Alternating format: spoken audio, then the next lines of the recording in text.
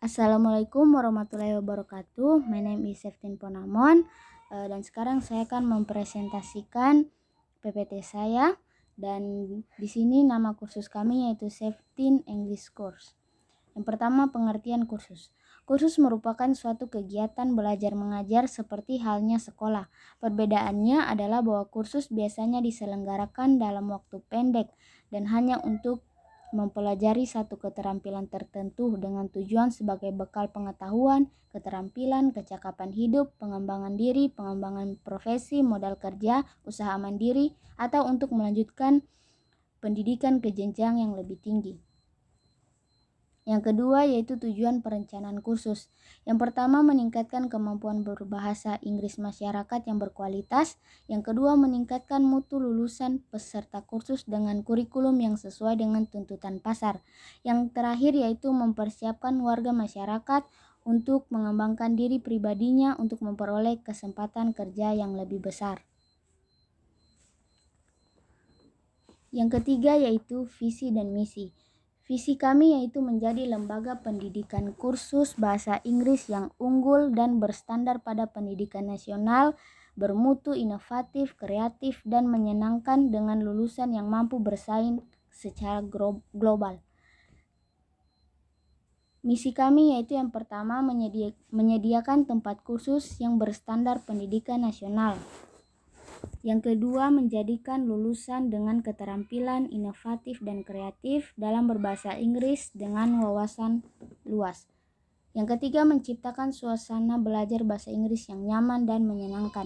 Dan yang terakhir yaitu membentuk lulusan yang kompeten dan profesional.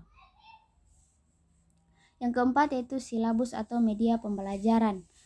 Di sini kami memakai level 1 dengan alokasi waktu 2x45 menit. Materinya yaitu news item.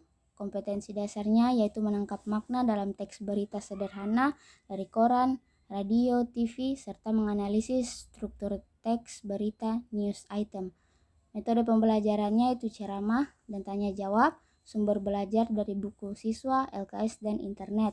Media pembelajaran dan alat pembelajaran yaitu yang pertama medianya yaitu papan tulis dan PowerPoint, dan yang kedua alatnya yaitu laptop, buku tulis, dan alat tulis. Model pembelajarannya yaitu pembelajaran berbasis teks.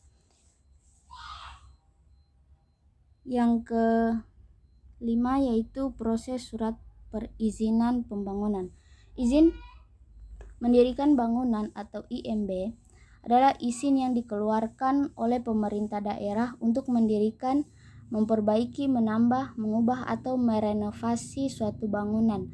Di dalamnya sudah termasuk izin kelayakan membangun bangunan. Nah, prosedur IMB yaitu yang pertama, mengurus IMB bangunan atau rumah baru. Syarat yang harus disiapkan untuk pengajuan pengurusan IMB bangunan rumah yaitu yang pertama syarat administrasi. Syarat administrasi antara lain yang pertama formulir permohonan izin IA untuk IMB rumah tinggal yang sudah diisi dan ditandatangani di atas materai 6.000. Yang kedua, fotokopi bukti kepemilikan tanah. Yang ketiga yaitu fotokopi kartu tanda penduduk atau KTP dari pemohon sebanyak 1 lembar. Yang keempat yaitu gambar konstruksi bangunan minimal 7 set, terdiri dari denah, tampak muka, samping, belakang, dan rencana utilitas.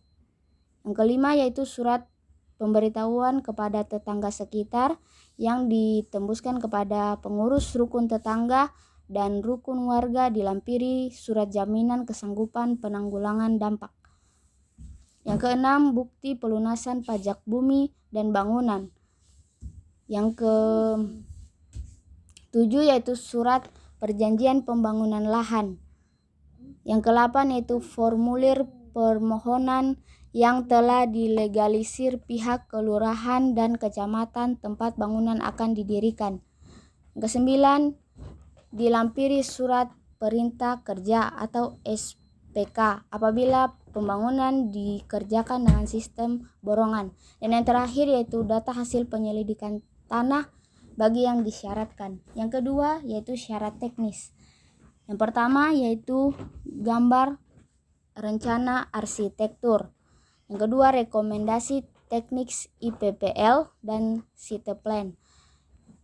Yang ketiga perhitungan konstruksi bangunan yang dibuat oleh tenaga ahli bersertifikat SIPB untuk bangunan di atas 2 lantai dan atau bangunan konstruksi beton yang memiliki bentangan lebih dari 10 meter. Dan yang terakhir yaitu gambar bangunan terdahulu jika bermaksud mengubah bentuk atau memperluas bangunan. Yang kedua yaitu biaya mengurus IMB.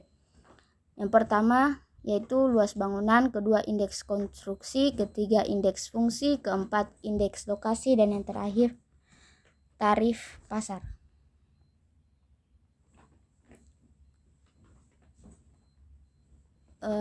Promosi kursus.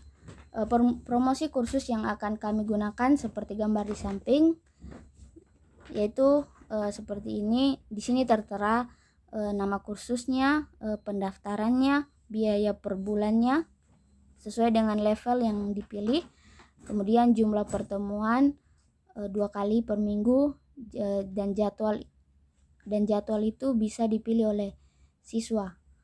Nah, untuk info lebih lanjut dapat menghubungi email @17englishcourse. Kesimpulannya yaitu kursus biasanya diselenggarakan dalam waktu pendek dan hanya untuk mempelajari satu keterampilan tertentu. Peserta kursus yang telah mengikuti kursus dengan baik dapat memperoleh sertifikat atau surat keterangan.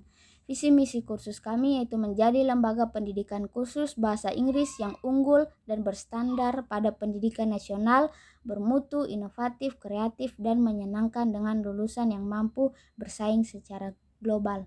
Demikian presentasi yang dapat saya sampaikan. Saya ucapkan terima kasih.